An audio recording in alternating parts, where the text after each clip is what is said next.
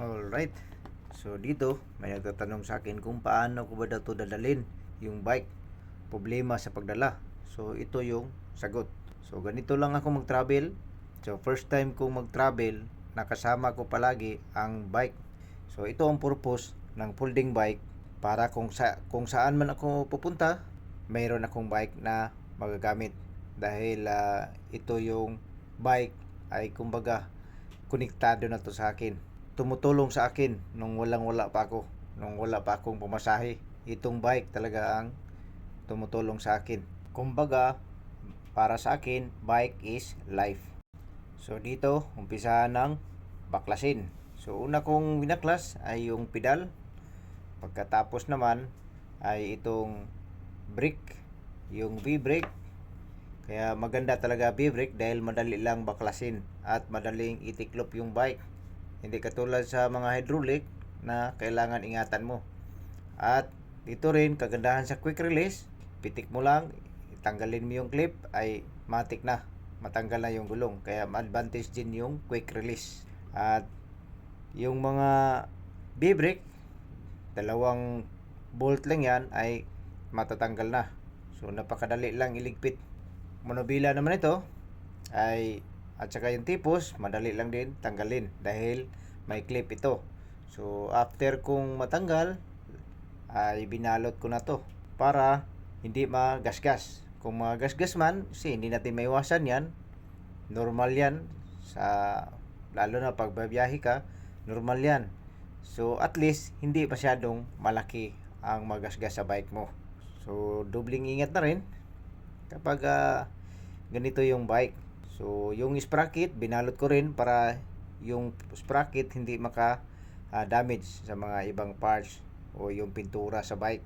So lahat na pwedeng balutin ay balutin mo na para hindi ma-damage yung ibang parts. So meron pala akong watchman dyan, pagkulit nyan. Bago mo ilagay sa bag yung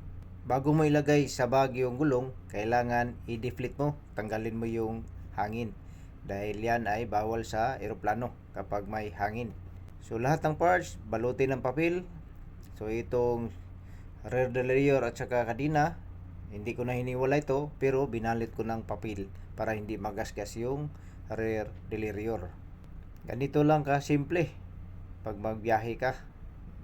Kung gusto mo na may bike palagi at ayaw mong gumastos ng malaki sa pamasahe, so magdala ka ng bike.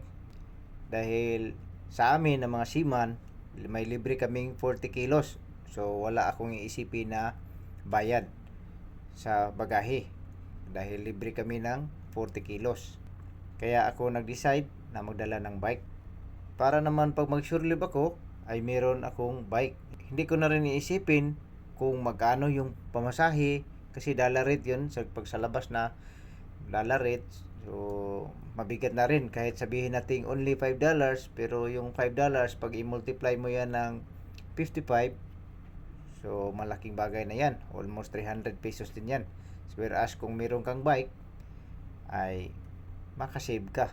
So pagkatapos kung mailagay lahat, so huwag kalimutan na ilagay yung lock. Yung lock ay magpigil din yan na hindi magalaw masyado yung bike sa loob. So ganun lang kasimple. So ang itong bag nga palang ito ay large ang size. So bago ko balutin tong bag, tinitimbang ko rin pala ito para malaman ko kung ilang kilos. Dahil yung bike mismo ay 10 kilos, tapos may mga tools akong dala, mga spares. So mag-iba talaga yung kilo nyan. Plus yung bag is 4 kilos. Mahalaga na timbangin rin para hindi ka magkaproblema sa airport. Kasi ito, mahirap na to baklasin pag magbaklas ka sa airport. Sa gabal na to. Sayang din kung itapon mo yung mga parts. Paano? Wala nang silbi yung bike. Dahil sa airport, 20 kilos lang ang allowed. Sa ganitong sitwasyon, kailangan perfect yung biyahe natin at walang sagabal at saka yung tama yung timbang ng bag sa luggage na required. So 20, tapos 22, yung allowance is 2 kilograms. Timbang ko nito ay 20 kilos. Lahat na. Ito na yung tunay na kasabihan na explore the world for free.